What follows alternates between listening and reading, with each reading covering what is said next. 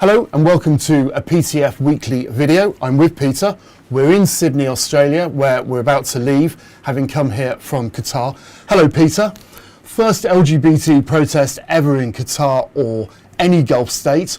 Why? Why do it? This was really important because the World Cup is about to start in Qatar, and it's very important that we don't let the regime have a PR victory. It wants to sports watch its image. Sports watch. No. Okay, I need you to do this in one take. Yeah, Okay, let's start again. Hello and welcome to a PTF weekly video. I'm here in Sydney where we're about to leave. Of course, I'm with Peter, and we came to Australia after protesting in Qatar. Peter, it was the first ever LGBT plus protest in Qatar or any other Gulf state. Why? It was really important to do this protest because the World Football Cup starts in Qatar just in a couple of weeks. It's really important that we make sure the regime does not score a PR victory, that we shine a light on the country's human rights abuses, not just against LGBT plus people, but also against women and migrant workers. It wasn't easy to do, was it? Now, you and I have been working on this for 5 months. We had to borrow a few little tricks from like 1960s Berlin, didn't we? Covert meetings in cafes and rolled up newspapers. Tell us a little bit more. Well, of course, I could not take the placard into Qatar in my backpack, so you had to take it in, and in case you were checked, the placard was wrapped up inside a copy of the Daily Telegraph, the only big broadsheet newspaper left, large enough to disguise and conceal the placard. When we met in the Desert Rose Cafe, adjacent to the National Museum where the protest took place, you left the paper on a table and went to the toilet, and I picked it up, read it, and put it in my bag. That's how the placard was swapped over. We would have made great spies, wouldn't we? I'm not sure about that, but we outfoxed the Qatar state security, which is one of the most sophisticated in the world, which has everybody under constant digital surveillance. Don't burst my bubble, because I think I'd make a great spy. We started the protest about noon Qatari time, about 10 o'clock UK time, and for 35 minutes you stood outside the National Museum of Qatar and you were left alone, and then things started to change. Tell us about that. First of all, we had state security arriving in 3 unmarked white Land Cruisers, and very soon afterwards followed by police. In total there were 4 cars, 9 officers. We were held and subjected to interrogation for 49 minutes. One of the key things after I was detained was that you were discreetly filming from a distance, but somehow they spotted you, raced over, grabbed your mobile phone and deleted all the photographs and videos. But fortunately, you were smart and you managed to upload some of them just before your phone was taken. We then spent the next almost an hour being interrogated by these officers. We were not free to move. It was a very hot day. We needed water. They wouldn't even allow us to walk 20 feet to a cafe on the sidewalk. But eventually, after them phoning their superiors, presumably, they're on their mobile phones all the time, we were told that we were free to go, and we were advised to go straight to the airport and get a flight onwards to Sydney. I think it was very, very lucky for us because we had the protection of a Western passport, the intervention of the British consul staff. If we'd been Qatari, we would now be in prison. I don't know about you, but my legs were like jelly for those 49 minutes, absolutely. Now, they seemed more interested at one point in me. They photographed every page of my passport. They photographed my health insurance, my Australian visa, my ETIRES certificate, my boarding pass, my airline tickets. I probably missed something. We have a theory as to why they were more interested in me. What's that? We think they thought you were an unregistered journalist. Journalists can only operate in Qatar on state authority.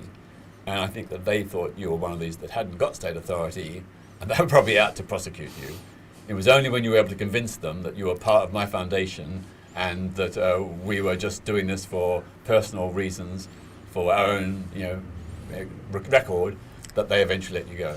I have to say that I used to be a BBC reporter, and all my social media and LinkedIn profiles mention that. And I was a little bit nervous that yes, he is a reporter, he's off to jail. But we got to the airport and we left. And Can I just say, when we got to the airport, we still didn't feel totally safe because we thought there was a chance that maybe as we went through security, by the time we left to go to the airport and we got there, that higher ups in the Qatar security services may have countermanded the order to release us. So until we were on the plane and in international airspace, we didn't feel safe and we didn't relax. And you went through the automatic barriers. I had to go through yet another manual security check. So yes, I was nervous. But the Qataris put out a statement to say Peter Tatchell wasn't arrested, or as they put it, a man on a roundabout, which just shows you their whole mindset on this. Now, it felt like we were under arrest. We were detained. We were going nowhere. And then the Qatari ambassador said, well, he wasn't arrested, but we released him. It rather just shows you that they were trying to deflect attention, doesn't it? Yeah, I mean, clearly they were greatly embarrassed, hugely embarrassed that their intense police state security apparatus had been fooled. And they wanted to try and discredit the protest, which is what all dictatorships do. But, you know, we absolutely were there for nearly an hour, not free to leave, not free to continue the protest. That was an arrest by any stretch of the imagination. I did wonder whether man on a roundabout will be on your gravestone. You are the man on the roundabout, rather than the protester outside the National Museum of Qatar. In fact, I wasn't standing on a roundabout. I was standing on the side, on the sidewalk on a road. Near a roundabout. Near a roundabout. Near a roundabout. Now, we are laughing because I can't stress that this has dominated our lives for months planning this. We were incredibly nervous. Our anxiety levels were sky high. We had very little sleep before, we had very little sleep after. And we are relieved to be talking about here in Sydney, but there's some very serious issues that we're skirting over here. Let's start with LGBT plus rights. Disgusting, yes? Yeah, absolutely. I mean, an LGBT plus person or a suspected LGBT plus person can be harassed and even arrested walking in the street or going to a shopping mall. There are reports of honour killings of LGBT plus people in Qatar, and the deaths or the murders are covered up and never investigated by the state authorities.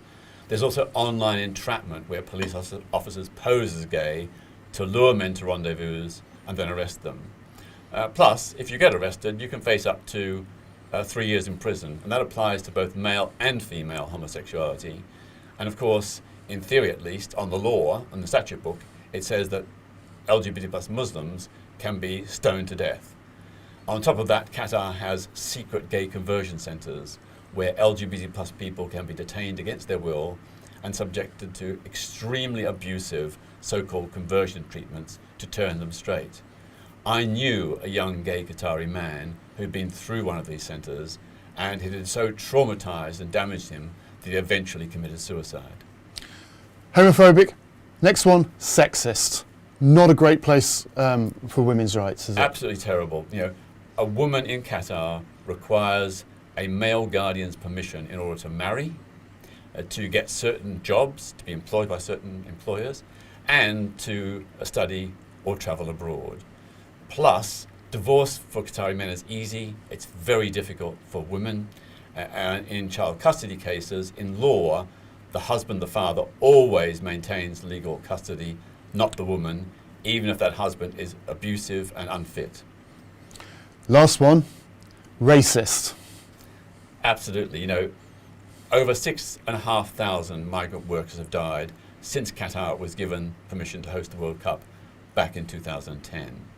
Many of the families of the deceased workers are still waiting for compensation.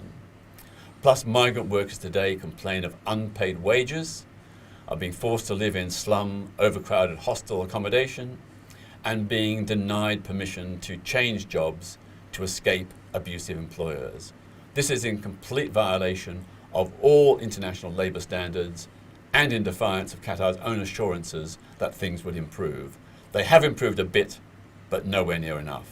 Okay, since we've landed in Australia, it has dominated the news, in no small part to the protest that you carried out. Prince William, the Prince of Wales, now has a diary clash when these dates have been known for years. I'm not saying that's all down to your protest. Again, I think it's part of it. Quite glad he's not going? Absolutely. No one should be going to the World Cup. If you go there, you are playing into the regime's hands.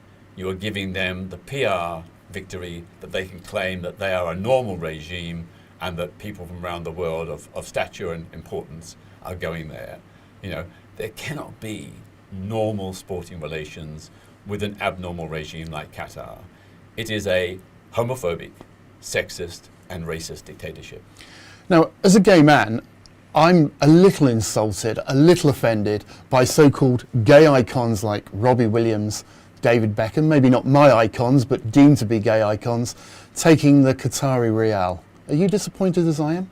I'm absolutely appalled, more than disappointed, appalled and shocked and stunned and, you know, just full of anger that these celebrities would put money before principles and human rights. You know, they are helping Qatar burnish its international reputation. For someone like David Beckham to describe Qatar as, quote, perfection is so outrageous. You know, he was an LGBT icon, but in my book, no more. Yeah, okay, I think I would agree with that.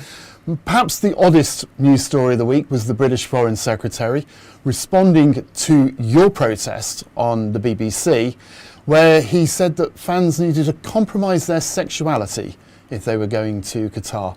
Should anybody have to compromise their sexuality ever? Absolutely not. You know, the principle of universal human rights, which drove this protest and all my protests, is that people should be free to be themselves. Freedom of expression, the right to sexual and gender identity self-determination, these are fundamental human rights. And what was so shocking about James Cleverly's statement was that he called on fans to, you know, show respect for a regime that is a dictatorship, but did not utter a single word of criticism of that dictatorship and its grotesque human rights abuses. Yes, I came up the line, James, not so cleverly, but I suspect other people came up before it. Now, have you spoken to any Qataris? Because this was a very secret operation. And when I say that, I think there was less than 10 people in the whole world that knew what we were doing. Have you spoken to any Qataris since or before? For various security reasons and to protect people, it's best if I don't discuss that question. Okay. I have to say that I was quite glad for my own safety that it was incredibly secretive. Can I just add that, you know, people should be assured that we were acting on the request and advice of people who are directly affected, that they wanted a protest to draw international attention to the abuses in their country. They can't protest because they'd end up in prison. That's why they wanted me to protest. I read online that one of the mistakes you made, and I always like things like this because people don't know what they're talking about, was that your phone could have been seized and your communications with Qataris could have been discovered. Absolutely couldn't, because you had a completely wiped new phone, you had a new number, you had no contacts on the phone apart from people like me and people from the PTF in London. You had wiped phones. We had thought about that as well, and we thought not just about your security, but the security of people you were talking about.